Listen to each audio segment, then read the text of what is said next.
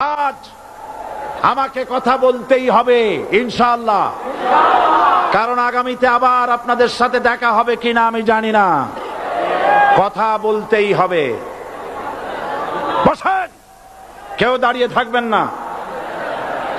আমি দেখতে পাচ্ছি বাংলাদেশের ভাগ্য আকাশে উত্তর গগনে কালো মেঘ জমা হয়েছে, ঝড়ের পূর্বাভাস লক্ষ্য করছি। যদি মোকাবেলা করতে না পারেন সক্ষম ভাবে, এমন অন্ধকার গাঢ় কালো অমাবস্যার রাত আসতে পারে যার সুবে সাদেক হওয়া অসম্ভব। সুতরাং আপনারা কি কাপুরুষের মতো কাফের মুশরিকদের গোলামি করে মরতে চান? বিড়ালের মতো 500 বছর বেঁচে থাকার কোনো লাভ নাই।